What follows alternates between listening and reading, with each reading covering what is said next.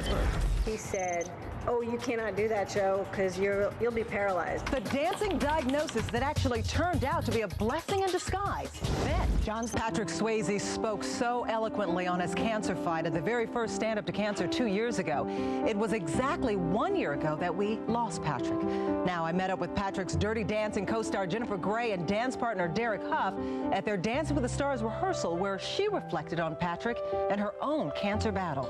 You were actually in a car accident, right? Yeah. It was a very serious car accident where there were fatalities, and I got the least serious injury, which was a seatbelt injury, which saved my life, but it did create a serious problem in my neck.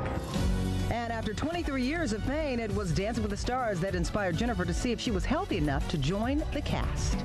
So when I went to my neurological spine surgeon, he said, "Oh, you cannot do that, Joe, because you'll be paralyzed if you fall or if you even get rear-ended in your car." And he said, "And what's that lump in your neck?" And I was like, "Oh, this old goiter. It's it was like my little friend." And I just thought, I'm going to live with it because I'm too afraid to have surgery.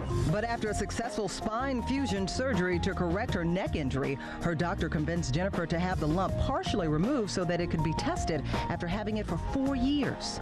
I went and got half of my thyroid out, and they said it's probably fine. And then 4 days later, they called me and they said, "You've got cancer."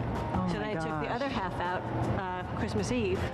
After 4 surgeries, here she points out her scars. Jennifer is expected to have no more problems from the thyroid cancer. She does, however, have to be careful with her neck. Don't go backwards. But it is thanks to her cancer scare and the passing of her friend Patrick Swayze that Jennifer is here in the first place. Jennifer says she hopes Patrick's widow, Lisa Nemi, comes and sits in the audience when Dancing with the Stars returns on September 20th. Lisa sent Jennifer an email telling her she's rooting for her, and no doubt, so is Patrick. Patrick was one of the most fearless people I've ever met, and really embraced life and was all about going for it. And that's absolutely not how I've lived my life. And I have to say that it's given me a sense of, if not now, when? And it's not too late.